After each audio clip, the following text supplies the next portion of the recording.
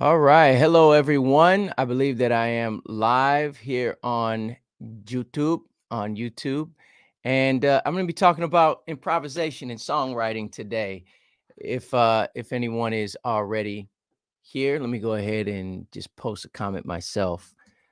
Uh, why am I doing this? I have no idea. I'm doing it anyways. But if anyone's watching this, if you're already in the live broadcast, I would love to hear from you. So send me a comment. And also, as I'm speaking, if there's something that I say in particular that touches you, resonates with you, or you would like for me to expound upon it a little more or explain it, let me know. So I will respond to any applicable questions. So, songwriting and improvisation. I want to talk about improvisation first and just some ideas. Thank you, S. Delaney. Appreciate you so much. Thank you so much. Uh, thank you for tuning in. And if anyone tunes in and feels like they have to leave, it's all good. You won't hurt my feelings. I appreciate you all. So, improvisation, I want to talk about just a couple ideas and how I approach it. And that's kind of a segues into songwriting because I think that really a creative expression and improvising, like what I'm doing right now, is it is compatible and linked to songwriting. It is in a sense a way of almost songwriting, right? So a couple ways that I like to approach improvisation is that it is something that we all naturally do to a certain extent, and it is something that can be taught. Now, I know there's going to be some semantics here, and some people say you cannot teach improvisation. I think that you can teach the ideas of improvisation. I believe that you can teach exercises that spur one on and inspire someone and lead to the fruit of improvisation, making things up, creating your own voice, using innovation and creativity applied to some artistic endeavor. I believe you can teach exercises that help these things. Now, what I'm not sure if can be taught is, can I or anyone else make someone make something, right? I can't make or teach anyone or help anyone to unleash any chain, any generational, I'm going to use some spiritual terms here, but any generational curses or any trauma in the past that may be holding back, that freedom of expression that leads to improvisation. I cannot personally go into someone's brain, mind, soul, past, present, and future and break those chains to a certain extent. But we can give permission, we can inspire, we can unlock keys and inspiration to do so. So, right now, I'm improvising. I'm using tools from my past that I've gained as a child growing up and in even every day as a maturing adult that allow me to make up something off the top of my head. I like to use linguistic terms, language, when it comes to music and making music with other people or even by myself. In order for me to express an idea, and this gets to improvisation, in order for me to express an idea, I have to have a certain command of the language that I'm using. So if I'm using the English language, in order to well express the ideas that are in my heart and mind, I have to have a certain level of vocabulary, and I have to have a certain diction, a certain command of dynamics or inflections in the voice to elicit emotional responses. I have to understand periods and pauses so that my phrases make sense. I have to be able to form sentences. I have to be able to form sentences that are within the context, properly placed in a conversation. Otherwise, it just sounds like I'm rambling. I'm not connecting any ideas, right? So, having this as repertoire allows me to form ideas that are connected to what I want to say, that are in my mind. It's like a bank account. If I don't have anything in the bank account, then I can't just go to any ATM and withdraw something. So when I'm learning as a musician, if I want to improvise upon my instrument, then I have to have a certain repertoire. I have to have a certain command or foundation of ideas. And I'll give you an example of this. But before I even give an example, I will say that in my opinion, which is always evolving, is that improvisation is linked. Music, as a musician, is linked to your personality. A lot of times when a person has a hard time just coming up with stuff off the bat or improvising, a lot of times that has to do with a certain confidence. It's linked to a personality because when you are making music, you're making decisions. And we make decisions based off of our past experiences. This is all linked to our person and our personality, right? All right. So, repertoire. If I have, like, I just have it on my desk, so I'm reaching for it. I have these I keep saying bottle caps for some reason, these buttons. This is a glass of vintage buttons that I received. And if I'm not loud enough and anyone's out there watching, let me know if I need to increase my volume or if it's too loud. So, these buttons I bought at a not a thrift, well, kind of a thrift store, an antique store. But I like the way they look on my desk, but I also love the way they sound as a shaker. Now, when I can improvise ideas and come up with some type of rhythm and then play off of those rhythms off the top of my head, I'm improvising. But the rhythms are actual rhythms that come from somewhere. So I'm using a foundation. I'm using a foundational knowledge to just improvise, come up with something off the top of my head. So I have to have some type of some bank of knowledge in order to improvise. Now, that doesn't mean that your bank of knowledge needs to be as big as everyone else's. It doesn't even mean you need to know where it's coming from necessarily, or you may know more than you realize. Now, I do know that sometimes when I'm working with people, especially young people, and I say, all right, I play something, well, you just make something up. It's easier said than done. But sometimes I really do mean just make something up, just hit it, even if it's in the rhythm or not in the rhythm. But, anyways, let me go back to this. If I I have a tempo, let's say a speed like this. Well, number one, that came from somewhere. That's probably, I don't know if I mapped it out. It might be close to 120. I don't know. It might have something to do with a pace that I really like. Maybe it's a pace of walking that I really like, or a lot of songs that are close to that tempo. But let's say the tempo's right there. And then I say, okay, now I'm going to play a shaker pattern. I'm just improvising. I'm making something up off the top of my head. Okay, now this rhythm right here is based off a note sequence, okay, of 16th notes. We count 16th notes as 1E and a 2E and a 3 and a 4E and a 1E and a 2E and a 3, a 4E. And so I'm playing straight 16th notes. Well, not really straight. There's a little bit of accent, a little bit of a lilt there.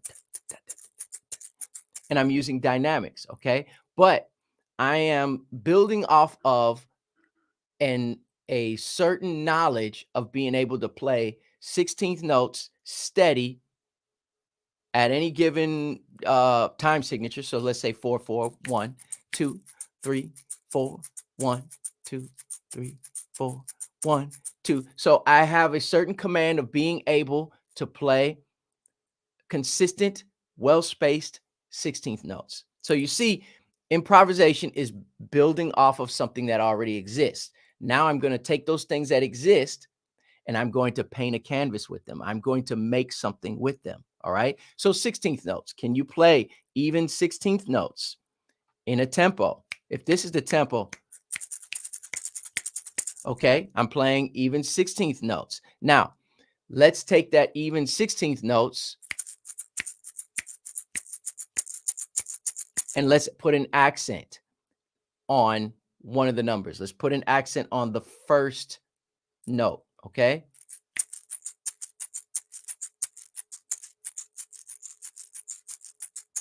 Now I'm improvising and now I'm adding a little more creativity, right? But I'm doing this based off of a knowledge that I already have, just like using the English language. Words I know, syllables I can use, I can command and manipulate with my mouth. But in order to do that, I also have to have what I just did, accent, accent. I also have to have not just a command of being able to play evenly spaced 16th notes, but an understanding of dynamics, right? I can play loud and soft wherever I desire to play it. If I want to play in the first beat, 1, 2, 3, 4, 1, 2. That means that the other beats have to be soft. And so that the first beat I have, because it's only so loud, this thing is only going to get so loud, right? So now let's say, okay, I'm playing that. Now, okay, Will, now how do you get to just making this up off the top of your head, improvising, now making that interesting and improvising with something else? Okay, I can do one of a couple things. I can play something with my other hand or this hand, or I can sing something, right? Play something with my feet. But let's say I might want to play something that's different.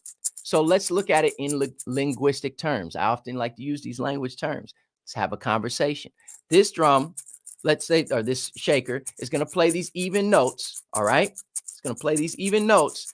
But instead of continuing to go, it's going to go, and it's going to stop on every 2. So 1 E into 2. That's going to be where 2 is. All right. 1 E into 2. Okay. 1 E into 2. And now instead of playing the same thing over and over, 1 E into 2 E into 3 E into 4, I'm going to go and keep this tempo. 1 E into 2. 1 E into 2. Or I'm sorry, 1 E into 2. 1 E into 2. 1 E into 2. 1 E into 2. All right. So now I've got an idea. Okay. So I've got an idea that's based on something that's very basic, like playing evenly spaced 16th notes. Now, if I'm playing in 4/4, 1 E into 2, 3, 4, there's a couple other beats left. So let's play something different now. So I don't have to keep playing the same thing. But in order to play something different, I have to have a knowledge of something different. Just like if I want to express a thought in my mind and it's not coming across clearly, I may have to use a different word to the person that I'm speaking to. Okay. That's improvisation to get an idea across. And in music, sometimes we use call and response. So I got 1 E into 2, 3, 4. So now instead of going 1 E into 2 with 16th notes, let's play the other 2 beats. Let's play the other 2 beats as 8th notes. So I'm just playing evenly spaced notes, 1 E into 2, and then I'm going to go 3, 4.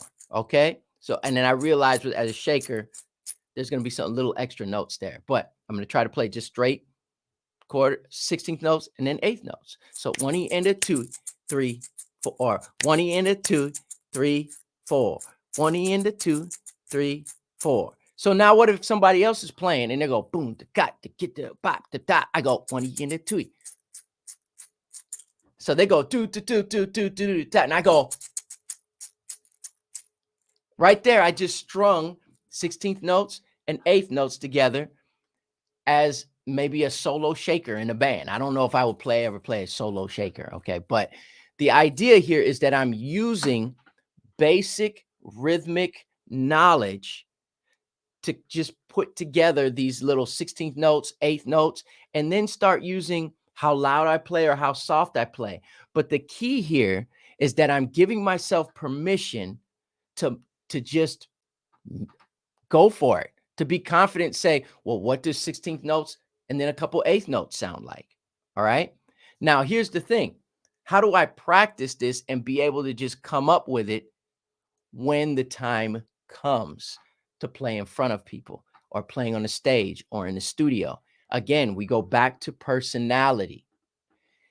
Improvising and songwriting, improvising is often linked to personality. So when I teach improvisation, I often go for the personality.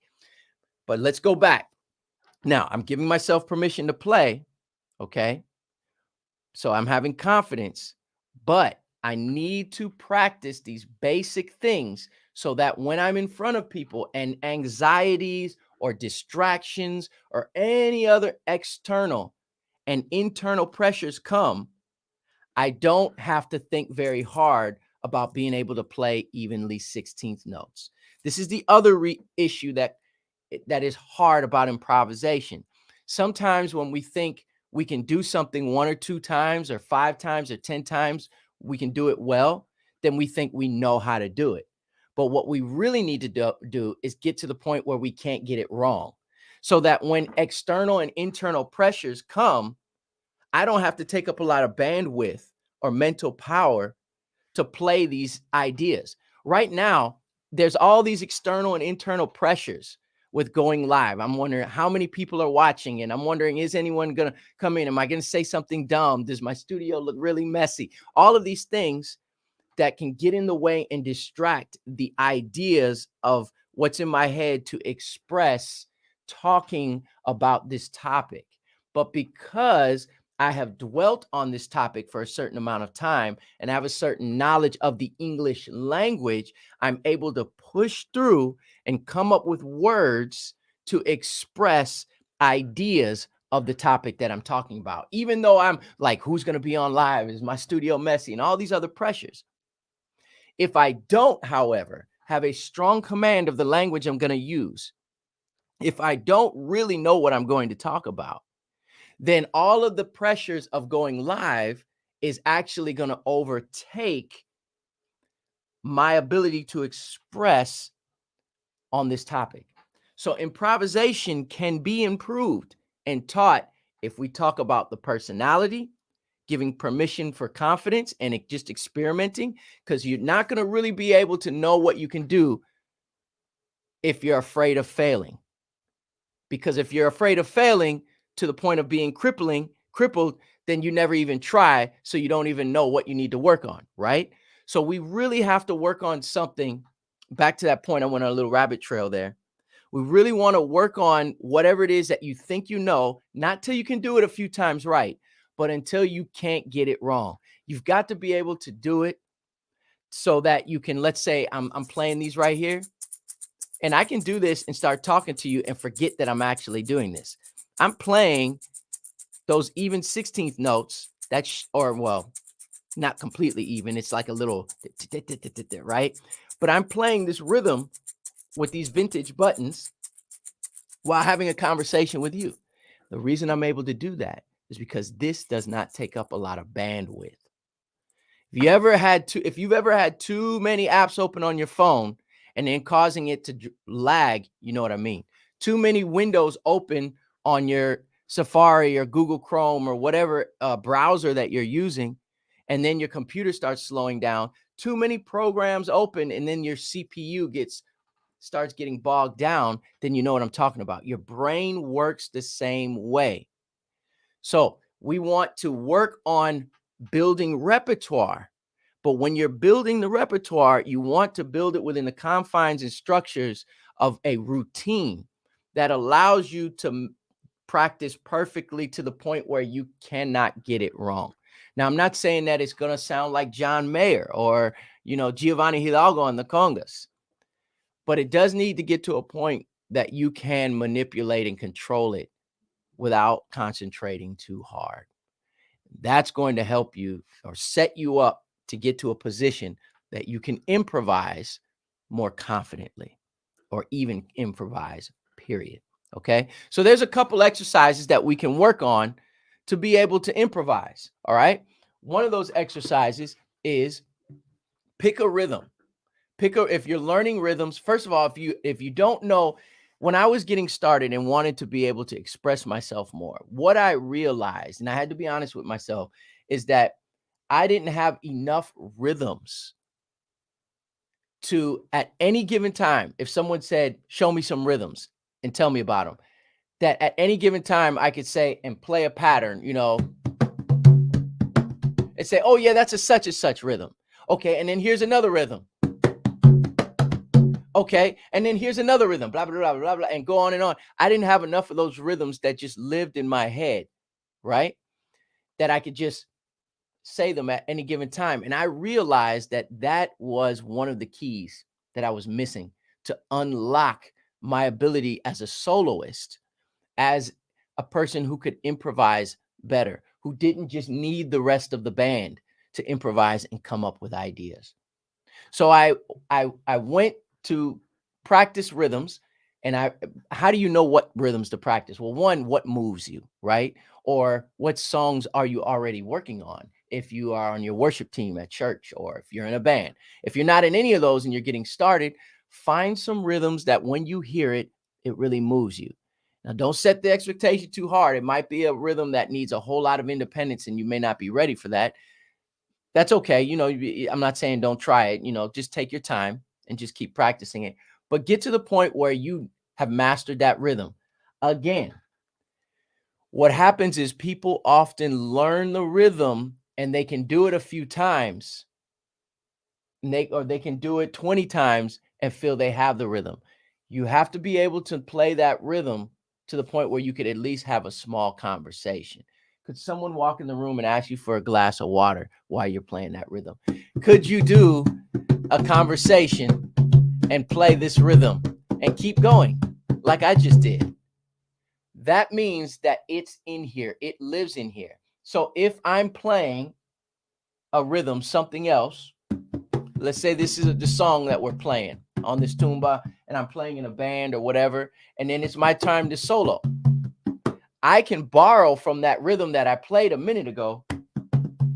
I can borrow all the stuff that lives in that rhythm because I've mastered it to the point. When I say master, I mean I don't have to think very hard about it. At any given time during the day, I can play that rhythm. So I can be playing along in the band, and all of a sudden it's my turn to solo, and the band comes down to a breakdown session, and then they're like, bump, bump, dump. You see what I just did there? I borrowed that rhythm. And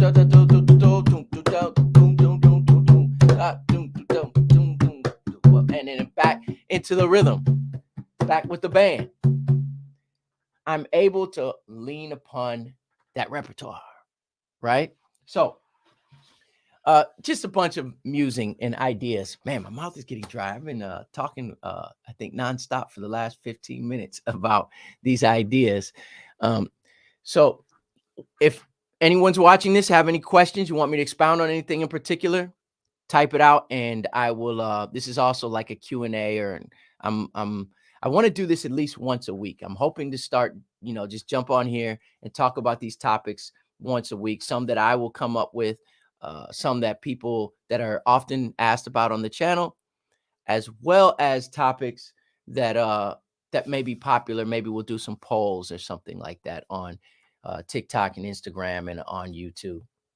So anyhow, all right, improvisate. That's improvisation. Just a few things. We can go in many different directions when we talk about it, and how to get better at it and how I approach it. But again, I approach it a lot like language.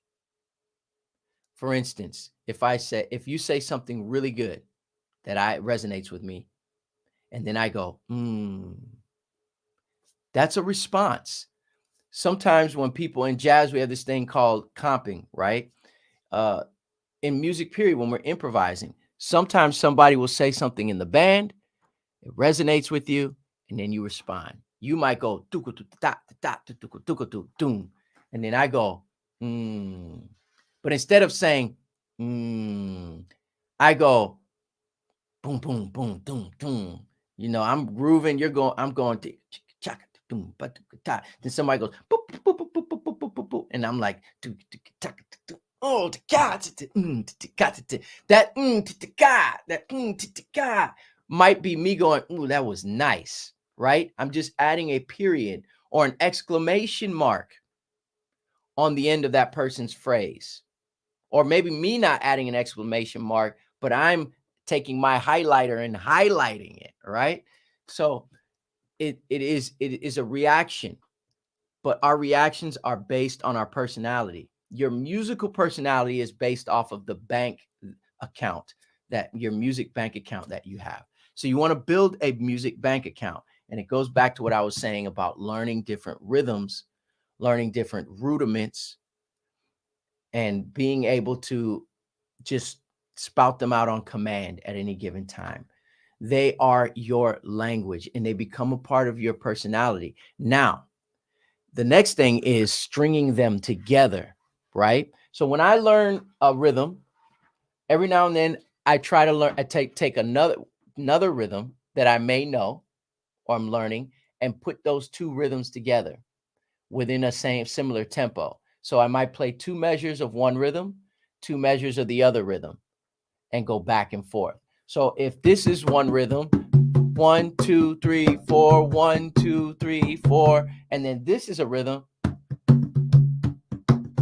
So I can take those two rhythms, let's say I was learning those, and put those back and forth and play those for 5 minutes to a metronome and practice trying to play the one rhythm, then the other rhythm. So for two measures, I go 1, 2, 3, 4, 2, 3, 4, 1, 2, 3, 4, 1, 2, 3, 4, 1, 2, 3, 4, 1, 2, 3, 4, 1, 2, 3, 4, 1, 2, 3, 4, 1, 2, 3, 4.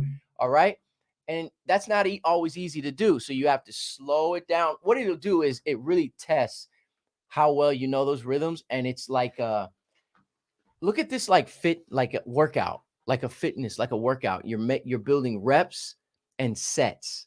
So if I'm building biceps, I may do hammer curls, 2 sets of hammer curls for 12 repetitions at whatever weight.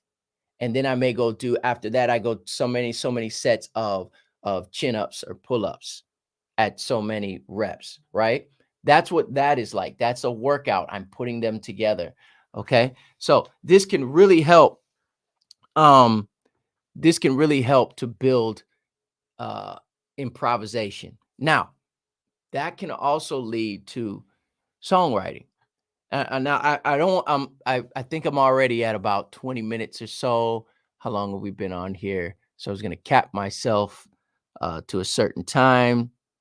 I think we've already been going for about 15 or 20 minutes. So songwriting, just a couple ideas, things that I do to help me. The first idea that I wanted to bring up or talk about is limitation. I believe that limitation breeds innovation, right? Now that's not from me. I've gotten that's from somewhere else. I'm paraphrasing a quote, right? The limitation or something, necessity is the mother of invention. I'm kind of gleaning from that type of thing. But when we have a certain limitation somewhere, we have to be creative with that limitation to get more with perhaps less. Perhaps we don't have as much. Sometimes when we have a whole lot of opportunity or a whole lot of resources, a whole lot of abilities to do this or that, sometimes we can get paralyzed because we don't know where to start. So if I want to write a song, sometimes I may pick a scale and say, write a song in this scale. Well, that's still a lot of options. That's the word I was looking for, options. That's still a lot of options. So I'm going to limit myself to options. Okay. I'm going to try to write a melody with 2 notes and I'm going to pick a time signature. You see what I'm doing here is I'm picking, there's no one way for anyone to write it, how to songwrite, right? Write a song. Everyone has different ideas. This is just one thing that I'll do as an exercise sometimes when I have to come up with something. Okay. Let's say it's a video that I need to do or produce on YouTube and I need to write an original piece of music. I'll use these limitations. I'll say, okay, well, I want to write it in 6/8. I want to use, I'm going to build a song around vintage buttons, right? Back to the buttons. So now I have maybe a time signature. Maybe I'll pick a tempo and I've got this one little instrument, right?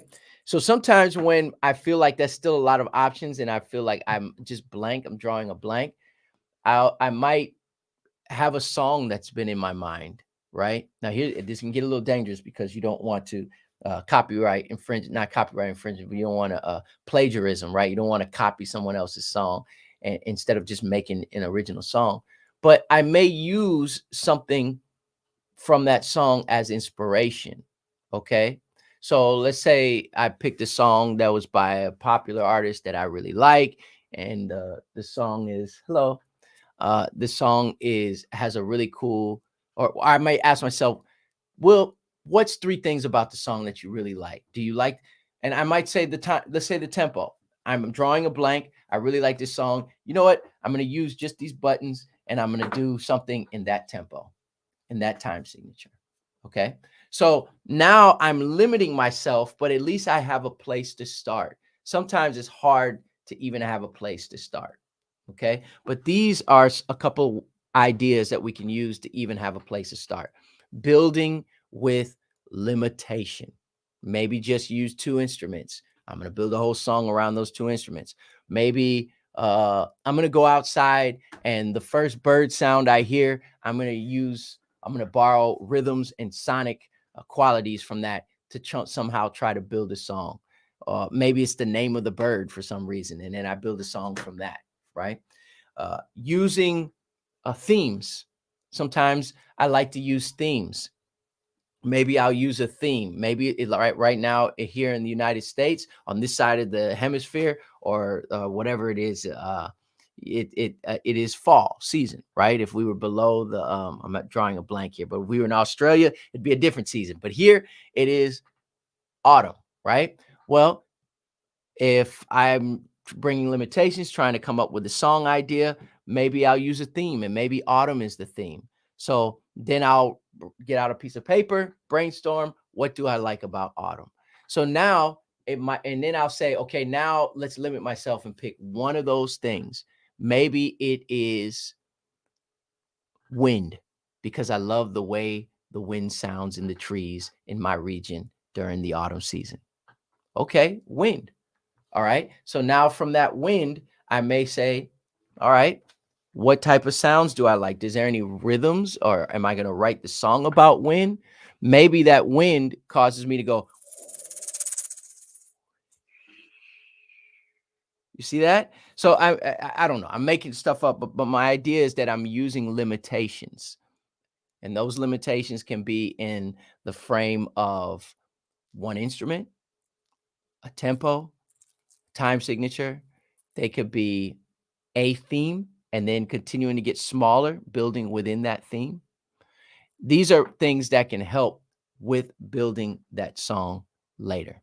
Okay. Now, there's a lot of ideas that once we start creating a melody, how do I build from that melody and what other things? But this can also go back to the improvisation and building repertoire, building your musical personality. And in order to build your music personality, you need to build your music bank account, learning different rhythms, learning different modes, learning different scales, listening to different genres, listening to different songs, and not just listening, but listening and going, what do I hear about that song? What do I like? What instruments are in there? Being exposed to different things. So there's exposure, and then there's the mastery of of the rhythms and melodies within the song. And by mastery, I mean being able to reproduce it on command when there's a lot of external or internal pressures.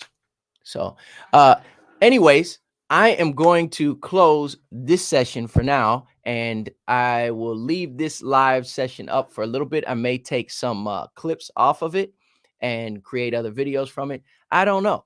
You guys give me some feedback. If you can give me some feedback, it'll be great. That will be very helpful. Once again, for all of those that watched it, thank you, that tuned in. For those that may tune in later, because I'm also making this for later. Thank you so much. May the Lord bless you and keep you, make his face to shine upon you. And you know what I have to say. I'll see you soon.